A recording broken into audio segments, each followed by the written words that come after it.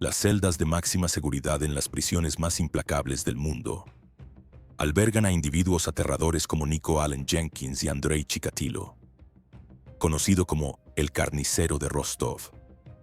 Estos hombres, célebres por sus atroces crímenes, continúan infundiendo temor y ejerciendo influencia incluso tras los barrotes. Hoy exploraremos imágenes raras e inquietantes que capturan a estos criminales en sus momentos más intimidantes. Nico Allen Jenkins. Nico Allen Jenkins, de origen indígena Omaha, tenía un historial complicado desde temprana edad. Su vida estuvo marcada por conflictos legales y múltiples signos de trastornos mentales que fueron ignorados durante su estancia en prisión por robo de vehículos. A pesar de su comportamiento violento, fue liberado sin una red de apoyo ni supervisión. Poco después protagonizó una serie de homicidios que estremecieron a la ciudad de Omaha, Nebraska. Primero atrajo a dos hombres, Juan Uribe Peña y Jorge Cajiga Ruiz, a un parque con la falsa promesa de un encuentro íntimo. Allí, les disparó en la cabeza y les robó sus pertenencias, abandonando los cuerpos en una camioneta cerca de una piscina pública. Más adelante, asesinó a Curtis Bradford, un conocido de prisión. Lo mató frente a un garaje al día siguiente de que ambos posaran juntos para una fotografía, sin que Bradford sospechara del destino que le esperaba. Su última víctima fue Andrea Kruger, madre de 3 hijos, quien recibió múltiples disparos con una escopeta. Su cuerpo fue hallado en la carretera mientras que su vehículo fue encontrado posteriormente, con evidencias de un intento fallido de incinerarlo. Jenkins fue arrestado en casa de su pareja tras haber sido grabado por cámaras de seguridad. Durante el interrogatorio confesó los crímenes, asegurando que obedecía las órdenes de una deidad serpiente del antiguo Egipto llamada Apophis. Su juicio fue un espectáculo caótico. Se representó a sí mismo, adoptó conductas erráticas, habló en lenguas y se burló mientras describía los asesinatos. Aunque alegó padecimientos mentales como esquizofrenia y trastorno antisocial de la personalidad, fue considerado apto para enfrentar el juicio. Fue condenado a pena de muerte y recibió centenares de años adicionales por otros delitos. Su caso generó un debate nacional sobre la eficacia del sistema penitenciario y la negligencia en el tratamiento de reclusos con problemas psicológicos. Las familias de las víctimas enfrentaron un dolor incalculable. María Uribe, madre de Juan Uribe Peña, y María Cajiga Ruiz, hermana de Jorge Cajiga, testificaron en el juicio, así como Susan Bradford, madre de Curtis, y Michael Kruger, esposo de Andrea, quienes compartieron el devastador impacto de la tragedia. Thomas Edward Silverstein. Otro personaje temido dentro del sistema penitenciario fue Thomas Edward Silverstein, conocido por haber pasado el mayor tiempo en régimen de aislamiento en la historia de la Oficina Federal de Prisiones. Nacido en Long Beach, California, su infancia fue marcada por el divorcio de sus padres y su posterior adopción por Sid Silverstein. Desde joven aprendió técnicas de defensa personal y a temprana edad ya mostraba una conducta violenta, lo que lo llevó a ser internado en centros juveniles. En la década de 1970 se involucró en actividades criminales, lo que le valió múltiples condenas, incluyendo una larga sentencia por robo a mano armada. Durante su reclusión en la prisión de Leavenworth, Kansas, se unió a la Hermandad Aria, una peligrosa organización supremacista. Su presencia y acciones lo convirtieron en una figura temida, tanto por otros reclusos como por el personal penitenciario. Su crecimiento dentro de la organización y su actitud agresiva lo posicionaron como uno de los internos más intimidantes del país. La combinación de su temperamento explosivo y la brutalidad del entorno carcelario reforzaron su legado como uno de los presos más temidos de la historia reciente. La temible reputación de Thomas Silverstein se consolidó tras una serie de hechos escalofriantes ocurridos en la Penitenciaría Federal de Marion, Illinois. Fue en este entorno donde se integró aún más en la Hermandad Aria, una peligrosa organización supremacista que ejercía control absoluto dentro de la prisión. Uno de los primeros episodios de violencia fue el asesinato del recluso Danny Atwell. Aunque en un principio Silverstein fue hallado culpable y condenado a cadena perpetua, esta sentencia fue anulada años después cuando se descubrió que los testigos clave habían mentido. Sin embargo, el caso contribuyó a cimentar su imagen como ejecutor implacable. En 1981 se le acusó de asesinar a Robert Chappell, miembro de la banda rival DC Blacks. Las tensiones entre ambas facciones crecieron y la llegada de su líder, Raymond Lee Cadillac Smith, marcó el inicio de un sangriento enfrentamiento. Silverstein, junto a su compañero Clayton Fountain, fue responsable de la brutal muerte de Smith, quien fue apuñalado 67 veces con armas improvisadas. El cuerpo fue arrastrado por la prisión como una advertencia macabra. Pero el suceso más impactante de su vida ocurrió cuando planeó y ejecutó el asesinato del oficial penitenciario Merrill Klutz, utilizando un cuchillo casero y una llave proporcionada por otro preso. Este acto no solo fue un ataque mortal, sino también una declaración abierta de hostilidad hacia el sistema que, según él, lo había marginado y perseguido. Como consecuencia, Silverstein fue aislado del resto de la población carcelaria. Pasó la mayoría de su vida en confinamiento solitario en la prisión de máxima seguridad ADX Florence, en Colorado, una instalación diseñada para albergar a los internos más peligrosos. Hasta su fallecimiento en 2019, ostentaba el récord de ser el preso con más tiempo en aislamiento dentro del sistema penitenciario estadounidense. Alvin Karpis. Desde lo más sombrío del sistema penitenciario estadounidense surge la figura de Alvin Karpis, uno de los criminales más temidos de su época. Su sola presencia provocaba temor entre reclusos veteranos. Fue el único enemigo público número 1 que el FBI logró capturar con vida, ganándose el apodo de Creepy por su perturbadora sonrisa. Nacido en Montreal, Canadá, y criado en Topeka, Kansas, Karpis tuvo una juventud marcada por el delito. Tras un intento fallido de robo, escapó y se unió a una ola delictiva con su cómplice Lawrence DeVol. Su destino cambió al conocer en prisión a Fred Barker, con quien fundó la infame banda Barker Karpis. Esta organización sembró el terror en el medio oeste de Estados Unidos, ejecutando robos bancarios y secuestros con eficiencia y frialdad. Uno de los episodios que consolidó su notoriedad fue el asesinato del sheriff C. Roy Kelly. Un crimen que selló su fama como figura imponente del Hampa. El secuestro del empresario Edward Bremer fue un punto de inflexión. Este hecho indignó al entonces presidente Franklin D. Roosevelt, quien presionó al FBI para intensificar la cacería. Finalmente, Karpis fue detenido en Nueva Orleans, en una operación que marcó el fin de su reinado criminal. Fue sentenciado a cadena perpetua y pasó décadas en la prisión de Alcatraz, donde fue el interno con más tiempo de reclusión en toda su historia. Durante su estancia conoció a un joven Charles Manson, a quien enseñó a tocar la guitarra. Tras obtener la libertad condicional, Karpis se enfrentó a un mundo radicalmente distinto. Deportado a Canadá, tuvo problemas legales para obtener un pasaporte debido a que se había eliminado las huellas dactilares en el pasado.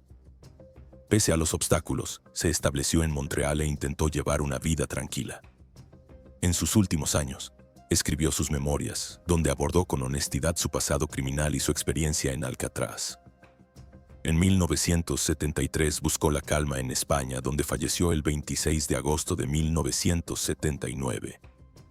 Aunque inicialmente se sospechó de suicidio, más tarde se determinó que su muerte fue natural. Al Capone. Uno de los mafiosos más icónicos de la historia estadounidense, Al Capone, también conocido como Scarface, fue una figura dominante en el crimen organizado durante la era de la Prohibición. Su implicación en eventos como la masacre de San Valentín lo convirtió en un símbolo del poder criminal de los años 20. Capone nació en Brooklyn, Nueva York, el 17 de enero de 1899. Su ascenso al poder en Chicago estuvo marcado por violencia, corrupción y lujo desmedido. Pero todo cambió cuando fue finalmente capturado y enviado a prisión. Este giro en su vida reveló una faceta distinta del temido jefe del crimen, mostrando las consecuencias de una carrera forjada a sangre y fuego. Hijo de inmigrantes italianos, Al Capone representa una versión siniestra del llamado sueño americano. Su ascenso en el mundo del crimen comenzó en su juventud, cuando se unió a la temida banda Five Points en Nueva York, donde aprendió tácticas delictivas que más tarde le servirían para forjar su propio imperio. Fue Johnny Torrio, un influyente jefe del crimen organizado de Chicago, quien le ofreció la oportunidad de trasladarse a esa ciudad. Bajo su tutela, Capone perfeccionó el arte de dirigir negocios ilegales y corromper funcionarios, especialmente durante la era de la ley seca. Con el tiempo, sus operaciones ilegales florecieron, y Capone se convirtió en una figura dominante en la escena criminal de Chicago. Sin embargo, su creciente poder atrajo la atención de enemigos, entre ellos la violenta banda Northside, lo que convirtió las calles de Chicago en un escenario de guerra. Gracias a una combinación de carisma, inteligencia y una brutalidad despiadada, Capone logró consolidar su liderazgo en el Chicago Outfit. Su fama creció tanto como su temida reputación, pero también lo hizo su caída. Uno de los eventos más infames asociados a su figura fue la masacre de San Valentín, donde 7 miembros de la banda rival fueron asesinados a sangre fría. Aunque nunca se pudo probar su participación directa, muchos creyeron que él había orquestado la matanza. Este hecho generó indignación a nivel nacional y cambió la percepción pública sobre Capone. Fue finalmente acusado de evasión de impuestos. Una carta escrita por su abogado, en la que inadvertidamente se reconocían sus cuantiosos ingresos, sirvió como base para el caso en su contra. Fue declarado culpable y condenado a prisión federal, marcando un hito en la historia judicial de Estados Unidos. Al Capone ingresó en la penitenciaría de Atlanta, donde sus antiguos métodos de intimidación perdieron eficacia. Su fama lo convirtió en blanco de conflictos y rumores sobre supuestos privilegios dentro de la cárcel, lo que motivó su traslado a la temida prisión de Alcatraz. Allí, bajo un régimen severo y en total aislamiento, su salud mental y física comenzaron a deteriorarse rápidamente a causa de una sífilis no tratada. Cuando fue liberado, ya era un hombre deteriorado, irreconocible, muy distinto al temido capo que alguna vez controló las calles de Chicago.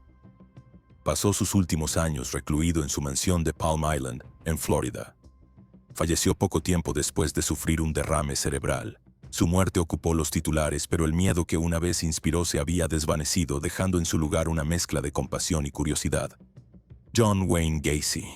A diferencia de Capone, John Wayne Gacy jamás recibió simpatía alguna. Conocido como el payaso asesino, su nombre se convirtió en sinónimo de horror. Incluso dentro del ambiente carcelario, su sola presencia infundía un miedo profundo entre los reclusos más endurecidos. Gacy tuvo una infancia marcada por los abusos físicos y psicológicos de su padre. Aunque trató de proyectar una imagen de hombre común y respetable, bajo esa fachada ocultaba una mente oscura y manipuladora. En 1968 fue condenado por un delito sexual y cumplió una breve condena. Tras recuperar su libertad, sus crímenes se volvieron mucho más siniestros. Fundó una pequeña empresa de construcción, participó en actividades comunitarias e incluso se disfrazaba de payaso para eventos infantiles. Pero bajo esa imagen amigable operaba como un asesino despiadado. En 1972 cometió su primer asesinato confirmado, dando inicio a una ola de crímenes que dejaría una marca imborrable en la historia criminal de Estados Unidos. El sótano de su casa ocultaba un secreto macabro, un improvisado cementerio donde fueron hallados los restos de 26 jóvenes. Su caso dejó perplejos a los investigadores, quienes quedaron sobrepasados ante el nivel de crueldad y planificación. La magnitud de sus crímenes estremeció a toda una generación. A pesar de su aparente vida normal, Gacy era un depredador meticuloso que sabía cómo ocultar sus acciones y manipular a quienes lo rodeaban. Fue detenido, juzgado y condenado a muerte. Su ejecución por inyección letal puso fin a una de las historias más aterradoras del crimen estadounidense moderno. Los detectives no cesaron en su investigación, pese a las constantes negativas de Gacy. Su persistencia dio frutos cuando descubrieron los restos de decenas de jóvenes enterrados bajo su casa. Estos hallazgos lo convirtieron en uno de los criminales más infames del sistema penitenciario, con cada uno de sus movimientos estudiado y registrado. La identificación de las víctimas fue una tarea compleja.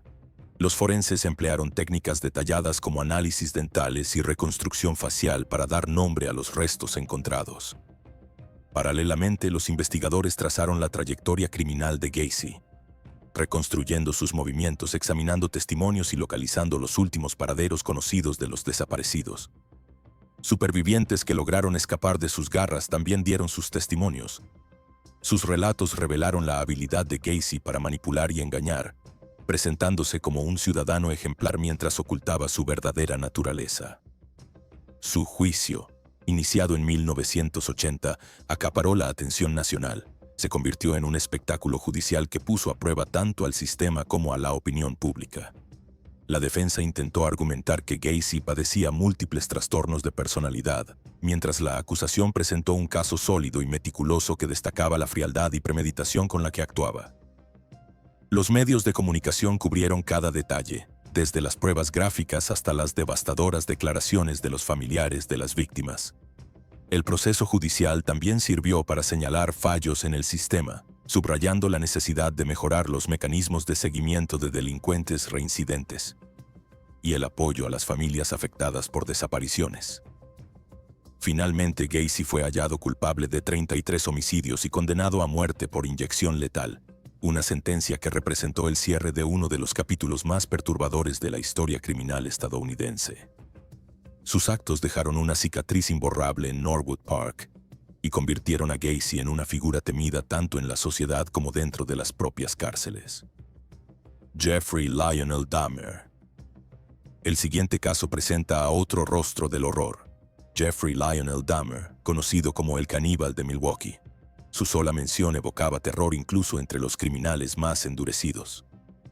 Las imágenes de su tiempo en una prisión de máxima seguridad mostraban a un hombre temido y aislado, cuya fama escalofriante traspasó fronteras.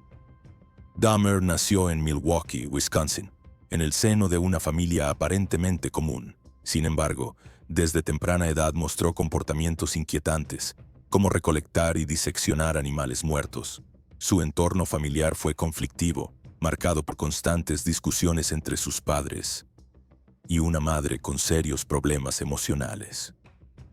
Aislado socialmente, Jeffrey empezó a consumir alcohol en la adolescencia para hacer frente a sus conflictos internos. Poco después de terminar la secundaria, cometió su primer asesinato. Mató a un joven autoestopista y dispersó sus restos en una zona boscosa. Este crimen fue solo el inicio de una serie de atrocidades que se extenderían por años. Con dificultades para mantener una vida estable, abandonó sus estudios, fue expulsado del ejército por conducta inapropiada y tuvo varios altercados con la ley. Pese a tener trabajos esporádicos, sus impulsos más oscuros crecían. Dahmer comenzó a frecuentar bares y baños públicos, donde drogaba a hombres para luego abusar de ellos mientras estaban inconscientes. En 1987 sus impulsos homicidas resurgieron. Seducía a hombres jóvenes con promesas de dinero o compañía, los drogaba y los asesinaba mediante estrangulación. Después, desmembraba los cuerpos, conservaba partes como recuerdos y documentaba los crímenes con fotografías. Sus actos no solo eran impulsados por violencia, sino también por una necesidad enfermiza de control y una profunda incapacidad para afrontar el abandono. Incluso llegó a experimentar con el cerebro de sus víctimas, inyectándoles sustancias en un intento de crear una especie de zombi sumiso. Su fachada de hombre tranquilo y educado le permitió pasar desapercibido durante años. Pero su caída comenzó cuando una de sus víctimas, Tracy Edwards, logró escapar y guiar a la policía hasta el apartamento donde se reveló el espeluznante escenario de los crímenes. Allí, los agentes encontraron un auténtico santuario de horrores: cabezas humanas en el refrigerador, restos en el congelador y un improvisado altar compuesto por cráneos y huesos. Las pruebas eran tan evidentes como perturbadoras. El juicio de Dahmer fue seguido por millones en todo el mundo. Su imagen, mezcla de frialdad y aparente remordimiento, desconcertó tanto a jueces como a espectadores. Fue declarado culpable y condenado a múltiples cadenas perpetuas. Sin embargo, su estancia en prisión fue breve. Fue asesinado por otro interno mientras cumplía su condena. La historia de Jeffrey Dahmer dejó una marca indeleble en la memoria colectiva. Representa el extremo más oscuro de la conducta humana y sigue siendo objeto de análisis en criminología, psiquiatría y cultura popular. Fue declarado culpable y recibió una sentencia de 15 cadenas perpetuas consecutivas, sumando un total de 957 años de prisión. El juicio representó una experiencia devastadora para las familias de las víctimas, quienes tuvieron que enfrentarse a los desgarradores detalles de los últimos momentos de sus seres queridos. En prisión, Dahmer buscó redención a través de la religión, afirmando haber encontrado la fe. No obstante, su presencia continuó siendo provocadora y peligrosa para otros reclusos. Sobrevivió a un primer intento de ataque, pero finalmente fue asesinado a golpes por Christopher Scarver, un interno con antecedentes de trastornos mentales, el 28 de noviembre de 1994. Su muerte sacudió al sistema penitenciario y generó un agridulce alivio para los familiares de sus víctimas. El legado de Dahmer permanece como un inquietante recordatorio de las profundidades más oscuras del comportamiento humano. Andrei Romanovich Chikatilo, el carnicero de Rostov. Las escalofriantes imágenes de Andrei Chikatilo, apodado el carnicero de Rostov, aún estremecen a quienes recuerdan sus crímenes. Fue uno de los asesinos seriales más notorios de la Unión Soviética, cuya ola de violencia se extendió por más de una década, dejando tras de sí un sendero de horror. Nacido el 16 de octubre de 1936 en Yabluchne, Ucrania, creció en un entorno devastado por la guerra, la pobreza y el hambre. Su infancia fue testigo de relatos de canibalismo y violencia extrema, narrados por su propia madre, y las secuelas psicológicas de esa época marcaron profundamente su personalidad. Durante su juventud, Chikatilo luchó contra la impotencia sexual, lo que derivó en burlas y humillaciones. Aunque trabajó como profesor, era considerado ineficaz y era objeto de mofa por parte de sus alumnos. En 1973 cometió su primera agresión sexual, dando inicio a una espiral de violencia indescriptible. Sus crímenes no eran simples asesinatos, eran rituales de control absoluto y sadismo. Su principal objetivo eran jóvenes, en su mayoría varones, a quienes atraía hacia zonas apartadas, los estrangulaba y luego mutilaba sus cuerpos, llegando incluso a extraer genitales y ojos. Al principio, las autoridades soviéticas se mostraron reticentes a admitir la existencia de un asesino serial, lo que retrasó la investigación. A pesar de la escasez de tecnología forense, el avance de técnicas como el análisis de grupo sanguíneo permitió finalmente su identificación. Chikatilo fue detenido en 1990 en una estación de tren de Rostov del Don por comportamiento sospechoso.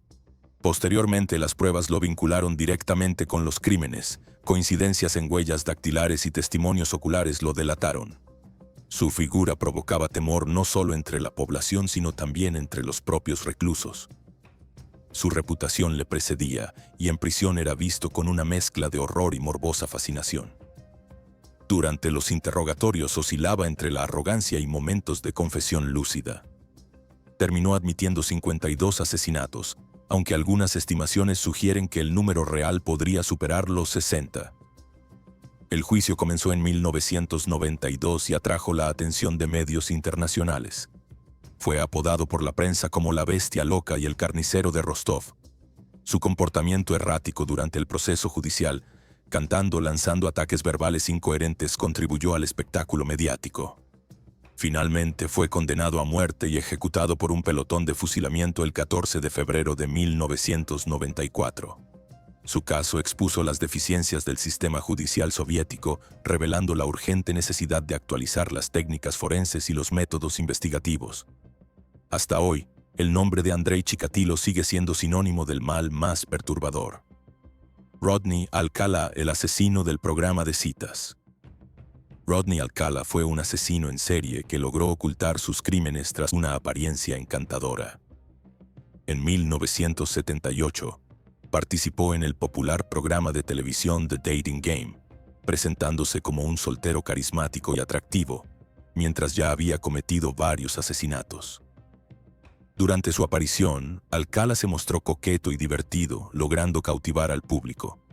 Nadie imaginaba que detrás de esa sonrisa se ocultaba un depredador responsable de la muerte de mujeres como Pamela Lamb, Jill Barcombe, Georgia Wickstead, Charlotte Lamb y Jill Parenteau, entre otras. Su capacidad para manipular y engañar fue clave para acercarse a sus víctimas. El formato televisivo jugó a su favor, brindándole una plataforma para proyectar una imagen encantadora. El presentador Jim Lang alentaba sus bromas, sin sospechar la oscura verdad. Las respuestas de Alcala, cargadas de insinuaciones, ocultaban su verdadera naturaleza. Jugaba el papel de un romántico en busca de una cita, cuando en realidad era un asesino hábil para esquivar la justicia. A pesar de haber ganado la cita en el programa The Dating Game, Cheryl Bradshaw, La concursante que lo eligió confesó posteriormente que se sintió profundamente incómoda a su lado y decidió no reunirse con él. Era escalofriante, declaró Bradshaw. Me ponía nerviosa su presencia. Esa intuición sin duda pudo haberle salvado la vida.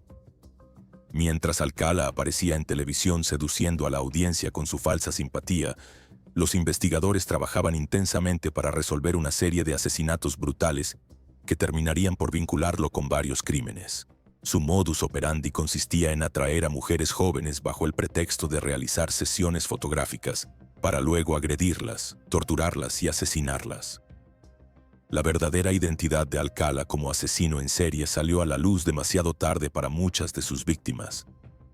La investigación que permitió su arresto fue compleja, llena de obstáculos, pero impulsada por una incansable labor policial. Todo comenzó con la desaparición de Robin Christine Samsoe, una niña de 12 años, en 1979. Los detectives recorrieron la zona en busca de indicios, entrevistaron a testigos y siguieron múltiples pistas. Una de las pruebas clave fue un par de pendientes dorados en forma de esfera, hallados en una pequeña bolsa dentro del armario de Alcala. La madre de Robin los reconoció como propiedad de su hija, lo que se convirtió en un vínculo forense determinante. Rodney Alcala fue arrestado el 24 de julio de 1979 y acusado del secuestro y asesinato de la menor.